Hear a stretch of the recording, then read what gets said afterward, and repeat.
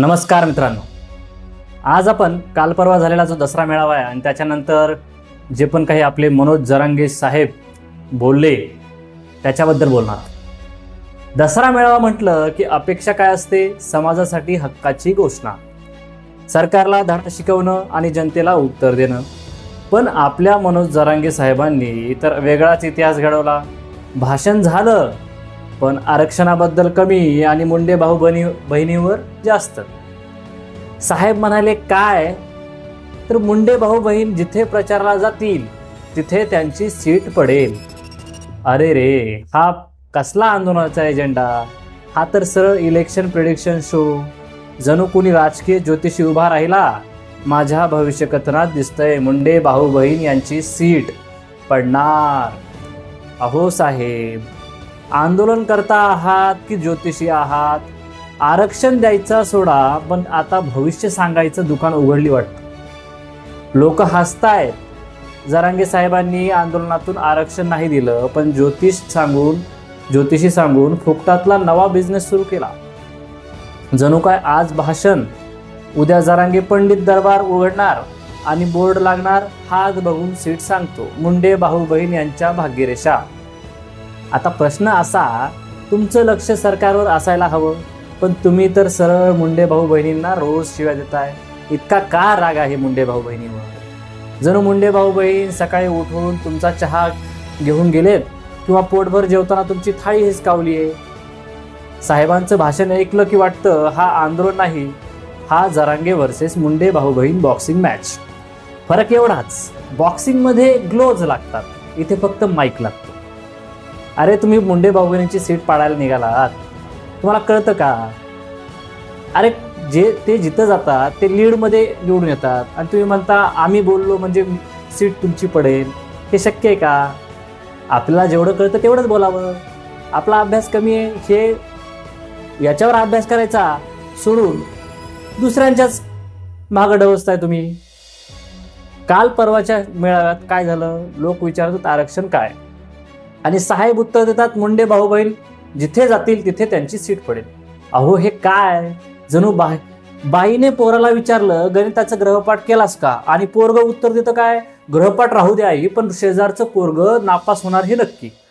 बस हाच प्रकार चाललाय आंदोलनात। आपला अभ्यास नाही पण दुसऱ्याच्या अपयश हमखास सांगायचं। आणि एवढ्यावर थांबता का?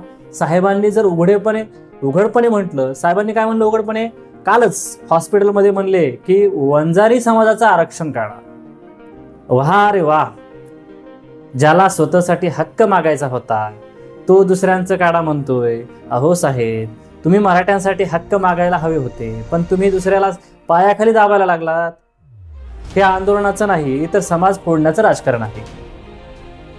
आज ह्या समाजाला डिवच, उद्या त्या समाजाला डिवच, आज ह्या आंदोलनकर्त्याला डिवच, आज ह्या राजनेत्याला डिवच, त्याशिवाय आपल्याला काही येतच नाहीये। साहेब तुमच्या भाषणावर सरकार हसतंय, त्यांना म्हणायचंय वा तू आमच्यावर आम्ही आरोपच नाही। जरांगे रोज फक्त मुंडे भाऊ बहिणी आणि वंजाऱ्यांवर चालतात, म्हणजे काय? सरकार टेन्शन फ्री आणि जनता फसली। तुमचं आंदोलन सरकारला घाम फोडत नाही, पण मुंडे भाऊ बहिणींना मात्र रोज ताप देतं। मुंडे भाऊ बहीण जिथे प्रचारला जातील तिथे त्यांची सीट पडेल ही घोषणा एकूण लोक हसून लोटपोट झालेत। कुणी तर म्हणालं साहेब मग तुम्ही जिथे भाषणाला जाता तिथे आरक्षणच पडत असेल वाटतं। जणू क्रिकेटमध्ये कॉमेंट्री, जरांगे आले मायक्रोफोन घेऊन आणि आउट मुंडे भाऊ बहिणींचं सीट।